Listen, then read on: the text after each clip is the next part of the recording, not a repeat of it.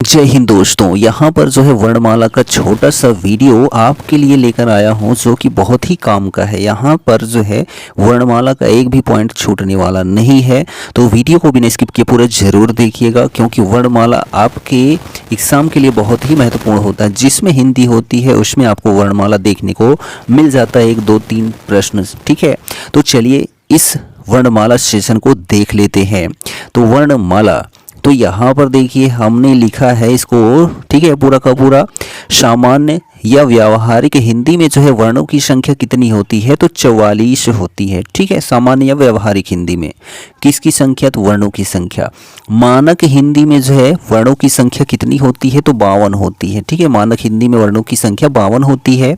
उनमें क्या क्या होता है? तो 11 स्वर होते हैं, 2 अयोग वाह होते हैं, 33 व्यंजन होते हैं, 4 संयुक्त अक्षर होते हैं और 2 जो है उत्क्षिप्त व्यंजन होते हैं। ठीक, टोटल मिलाकर 52 वर्ण होते हैं मानक हिंदी में। ठीक, हिंदी में शुद्ध स्वरों की संख्या कितनी होती है?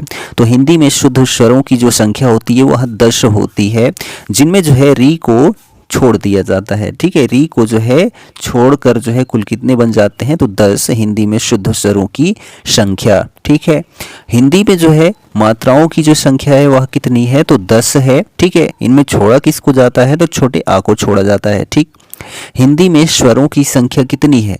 तो आपको पता ही होगा, 11 स्वर होते हैं। ठीक, चलिए, मूल स्वर, जड़ स्वर, नैसर्गिक स्वर या बीजाक्षर स्वर, इन सब जो होते हैं वह यही 4 होते हैं। कौन? छोटा आ, छोटा ऊ, छोटी ई और री। ठीक है, इनको जो है मूल स्वर कहा जाता है, आ ई उ री को। ठीक है, आ ई उ री को मूल स्वर, जड़ स्वर, नैसर्गिक स्वर, बीजाक्षर स्वर, क्योंकि इन्हीं से सबकी उत्पत्ति हुई है, जान लो इसी प्रकार से। ठीक है, तो यह जो है 4 मूल स्वर होते हैं, आ ई उ री। ठीक, दीर्घ स्वर, गुरु स्वर, ठीक है, या संधि स्वर, कृत्रिम स्वर, बनावटी स्वर कौन से होते हैं? तो आ उ ई री को छोड़ दो और जो सब आएंगे वह सभी क्या हो जाएंगे? दीर्घ स्वर, गुरु स्वर, संधि स्वर, कृत्रिम स्वर, बनावटी स्वर। ठीक है, वो कौन से हैं? तो बड़ा आ है, बड़ी ई है, बड़ा ऊ है, ए है, ऐ है, ओ हो और औ, ये सभी क्या हैं? तो दीर्घ स्वर हैं। ठीक, चलिए, गुण संधि स्वर जो है वो क्या हो, कितने क्या उनसे हैं? तो ए और ए, यह जो है गुण संधि स्वर हैं। ठीक है, जो ए है वह आ और ई से मिलकर बना है, जो ए है वह आ प्लस ए से मिलकर बना है। वृद्धि या फिर मिश्रित संधि स्वर कौन सा है? तो ओ और औ, जो ओ है वह आ प्लस ऊ से मिलकर बना है और जो औ है वह आ प्लस ओ से मिलकर बना है। ठीक, देवनागरी लिपि व संस्कृत भाषा में जो है स्वरों की संख्या कितनी है?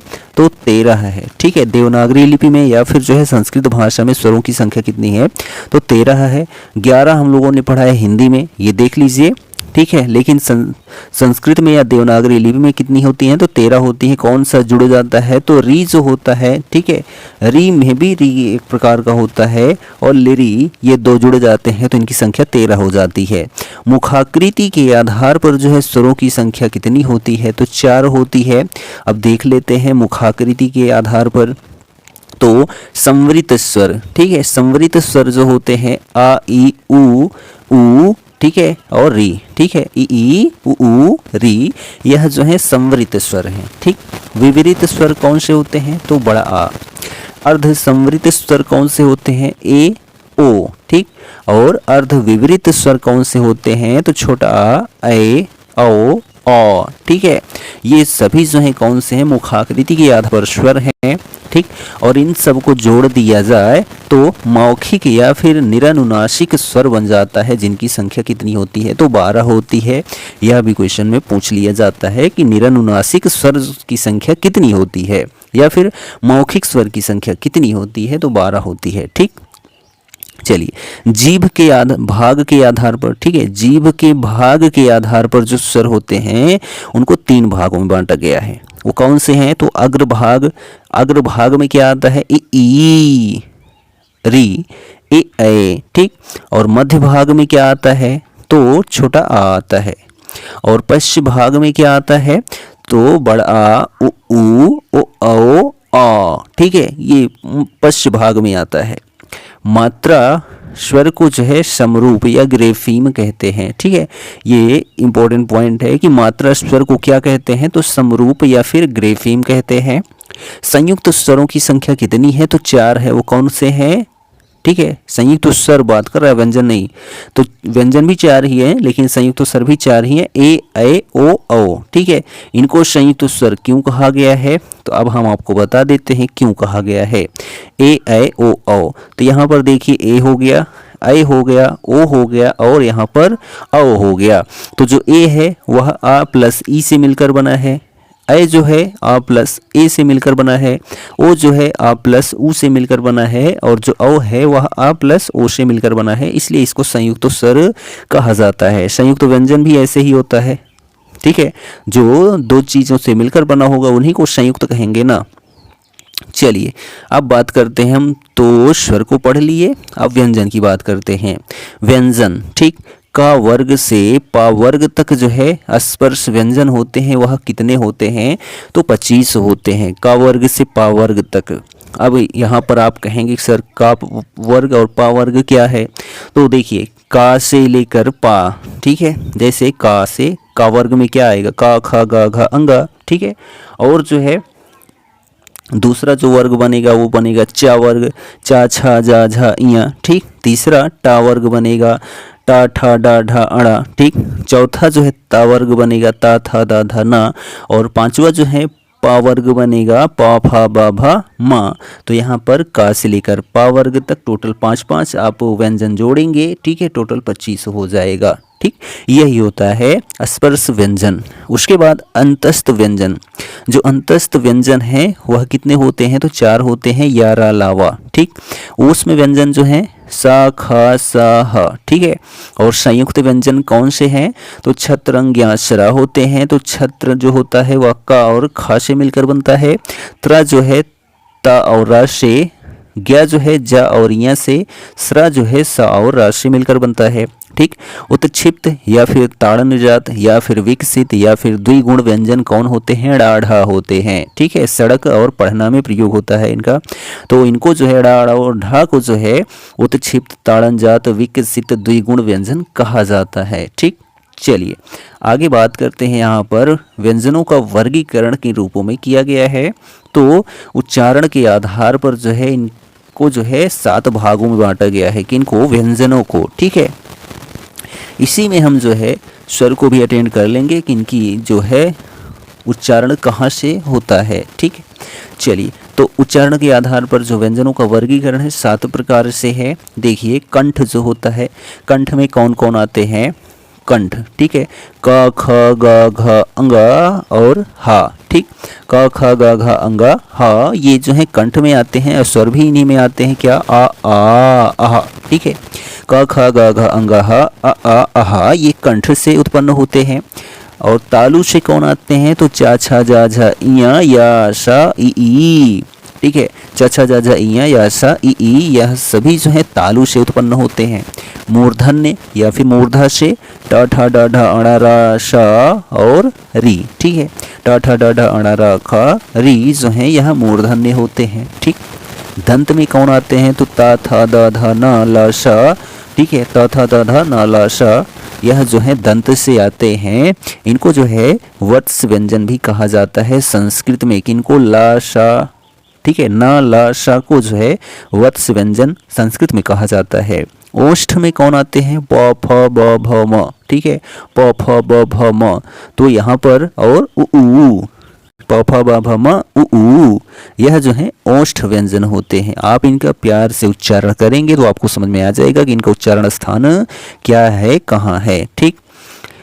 नासिक्य, ठीक है, नासिक्य जो उच्चारण स्थान है वही जो पंचम वर्ण है उनके आखिरी जो होते हैं वही नासिक्य में आते हैं। अंगा इया ड़ा ना मा, ठीक है, ना ना ना, नाक के उच्चारण आ रहा है इसलिए नासिक्य हैं, ठीक।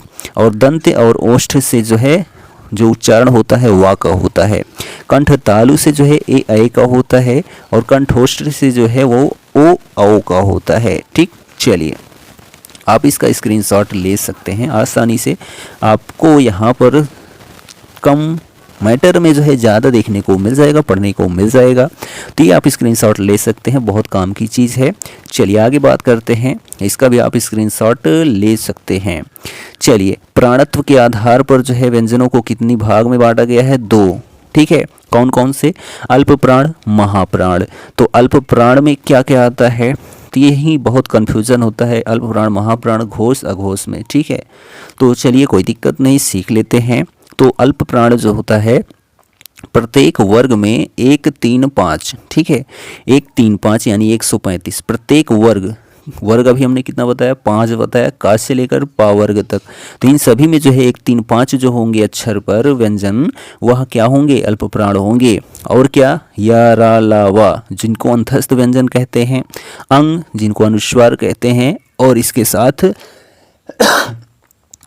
जो 11 स्वर हैं वह भी क्या कहलाते हैं? अल्प प्राण कहलाते हैं। कुल इनकी संख्या 31 बनती है। ठीक है, प्रत्येक वर्ग में 1, 3, 5।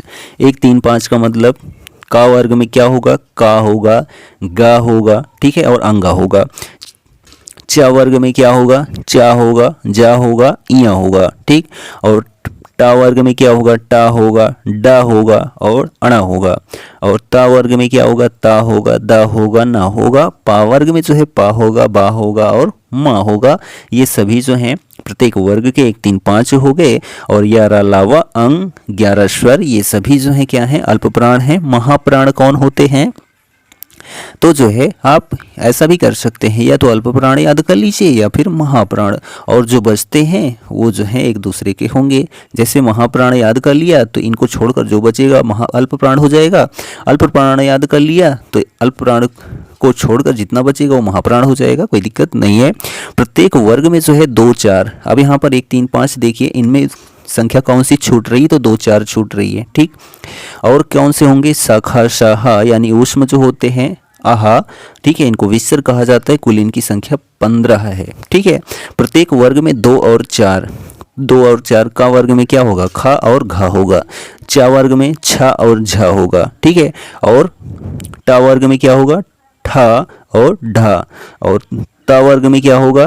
था और जो है धा। और पा वर्ग में होगा फा और भा। ठीक, और सभी शाखा, शाहा, आहा, ये सभी क्या हैं? महाप्राण हैं। ठीक, चलिए आगे बात करते हैं। यहाँ पर घोषत्व, नाद, गूंज, झंकार या कंपन के आधार पर जो है जो व्यंजन होते हैं इनको कितने भागों में बांटा गया है? 2 भागों में। घोषत्व, नाद, गूंज, झंकार, कंपन के आधार पर 2 भागों में। ठीक है, अघोष या फिर, ठीक है, अघोष और सघोष या फिर घोष। ठीक, तो ये 2 भाग हैं, व्यंजन को बांटा गया है घोषत्व के आधार पर। तो यहाँ पर देखिए अघोष, यहाँ भी आप क्या कर सकते हैं? अघोष याद कर लीजिए। ठीक है, उसके बाद सघोष जो बचेगा वो क्या होगा? सघोष होगा। या फिर सघोष याद कर लीजिए, जो बचेगा क्या होगा? अघोष होगा। ठीक, तो अघोष में प्रत्येक वर्ग में जो है पहला और दूसरा शाखा। ठीक, पहला दूसरा शाखा जो होता है वह अघोष होता है। इनकी संख्या 13 होती है। ठीक, कितनी होती है? 13 होती है। प्रत्येक वर्ग में 1, 2। ठीक है, का, खा, चा, छा, टा, ठा, ता, था, पा, फा, ये हो गया प्रत्येक वर्ग का। और उसके बाद सा, खा, शा, ये सभी अघोष हैं। उसके बाद सघोष या फिर घोष कौन होते हैं? प्रत्येक वर्ग में जो है 1, 2 यहाँ जोड़ दिया ही। ठीक है, 3, 4, 5 और बच रहा है, तो 3, 4, 5। ठीक है, और उसके बाद या, रा, ला, वा, हा, अंग, आहा और सभी स्वर क्या होते हैं? तो सघोष होते हैं या फिर घोष होते हैं। ठीक, चलिए प्रयत्न के आधार पर जो है व्यंजनों को कितने भागों में बांटा गया है? तो 8 भागों में बांटा गया है प्रयत्न के आधार पर। अब देखिए स्पर्श व्यंजन, ठीक है, कितनी संख्या है? तो 25 है, अभी बता दिया गया आपको। ठीक है, का से लेकर पा वर्ग तक। ठीक, स्पर्श संघर्षी व्यंजन कितने होते हैं? तो 4 होते हैं। कौन कौन से? चा, छा, जा, झा। ठीक, अंतस्थ व्यंजन जो हैं 4 होते हैं, या, रा, ला, वा। अर्ध स्वर जो होते हैं वह 2 होते हैं, या, वा। ठीक, लुंठित या फिर जो है प्रकंपित ध्वनि की संख्या कितनी होती है? तो 1 होती है, जिनको रा कहते हैं। पार्श्व के जो व्यंजन होता है वह ला होता है। ठीक, ऊष्म या फिर जो है ईसद या स्पृष्ट जो व्यंजन होते हैं शाखा, साहा होते हैं, इनकी संख्या 4 होती है। ठीक, और जो है यहाँ पर आप इसका स्क्रीनशॉट ले सकते हैं। उत्क्षिप्त या फिर द्विगुण व्यंजन कितने होते हैं? 2 होते हैं, ढ़, ठीक है। तो यह जो है स्क्रीनशॉट इसका ले लीजिए। मोस्ट इंपॉर्टेंट यहाँ पर सेशन चल रहा है, ठीक। चलिए हम लास्ट पेज पर अपने आ गए हैं, ठीक है। पूरा का पूरा वर्णमाला इतने 3 पेज क्या 2 पेज में ही खत्म हो गया। देखिए आगत व्यंजन, आगत व्यंजन की संख्या क्या कितनी है? तो 5 है। क, ख, ग, ज, फ, ठीक। अनुनासिक जो स्वर होता है वह क्या होता है? चंद्र बिंदु जिनको हम कहते हैं, इनको जो है अनुनासिक स्वर कहा जाता है, ठीक है। और अनुस्वार किसको कहा जाता है? अंग, जो अंग की बिंदी होती है, ठीक है। जैसे अंग हमने लिखा तो यहाँ पर जो है जो अंग है यह क्या है? अनुस्वार है। तो ये सारी चीज़ें आपको पता होनी चाहिए। और जैसे हमने श्वः बोल दिया, ठीक है, श्वः, तो यहाँ पर जो है वाक में जो मात्रा लगी इसको हम विसर्ग कहते हैं, ठीक। चलिए तो अनुनासिक स्वर जो है चंद्रबिंदु को हम कहते हैं। द्वित्व व्यंजन कौन से होते हैं? तो द्वित्व व्यंजन जो हैं जहाँ पर 2 व्यंजन साथ में प्रयोग होते हैं, पक्का हो, बच्चा हो, अड्डा हो, खड्डा हो, ठीक है, कुछ भी हो, वो सभी क्या होते हैं? द्वित्व व्यंजन कहलाते हैं। नुक्ता, ठीक है, ढ़ का प्रयोग सर्वप्रथम राजा शिव प्रसाद सितारे हिंद ने जो है किया था, ठीक है। किसका प्रयोग? नुक्ता का प्रयोग, जिनको हम जिनको हम क्या कहते हैं? द्विगुण व्यंजन या उत्क्षिप्त व्यंजन कहते हैं। इनका प्रयोग जो है सर्वप्रथम राजा शिव प्रसाद सितारे हिंद ने किया था, ठीक। अब यहाँ पर देखिए मोस्ट इंपॉर्टेंट चीज़ है, क्या है? यहाँ पर नीचे मत देखिएगा, ठीक है। यहाँ पर देखिए ध्वनि जिनको वर्ण कहते हैं, अक्षर, पद, पद जिनको शब्द कहते हैं, पदबंध, उपवाक्य, फिर वाक्य, ठीक। यह एक क्रम है। सबसे पहले क्या आता है? ध्वनि या फिर वर्ण आता है और लास्ट में क्या आता है? वाक्य आता है। क्योंकि वर्णों को या ध्वनियों को मिला के क्या बन जाता है? वाक्य बन जाता है। देखिए सबसे पहले क्या आएगा? ध्वनि आएगा या वर्ण आएगा, यानी कि भाषा की सबसे छोटी इकाई क्या कहलाती है? ध्वनि या फिर वर्ण। ऑप्शन में एक ही रहेगा, टेंशन मत लो, ठीक। उसके बाद क्या होगा? अक्षर बनेगा, ठीक है। उसके बाद क्या होगा? पद या फिर जो है शब्द बनेगा, ठीक है। भाषा की सार्थक लघुत्तम इकाई जो होती है वह शब्द होती है या पद होती है, यह भी याद रखेंगे। भाषा की सबसे छोटी इकाई ध्वनि या फिर वर्ण, ठीक। और भाषा की सार्थक लघुत्तम इकाई, ठीक है, यानी सबसे छोटी इकाई, भाषा की सबसे छोटी इकाई सार्थक वो भी हो, शब्द या पद होता है।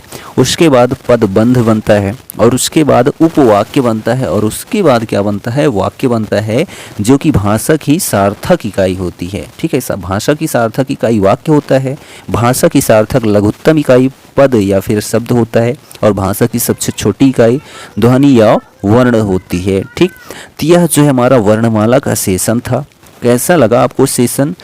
वैसे तो बहुत ही अच्छा लगा होगा, ठीक है। आप इसका स्क्रीनशॉट ले सकते हैं, ठीक। यदि आपको सेशन अच्छा लगा हो तो अपने दोस्तों में शेयर कर दीजिएगा, ठीक है। इसमें कोई चीज़ छूट गई हो तो आप कमेंट करके ज़रूर बताइएगा। वैसे तो मैं छोड़ने का प्रयत्न नहीं किया हूँ, ठीक है। सभी जितना भी मोस्ट इंपॉर्टेंट होना चाहिए वर्णमाला में वो सभी अटेंड किया हूँ, ठीक है। हमारे चैनल पर नए हैं तो चैनल को सब्सक्राइब कर लीजिए, अपने दोस्तों में भी शेयर कर दीजिए। मिलेंगे नेक्स्ट वीडियो में, तब तक लिए जय हिंद।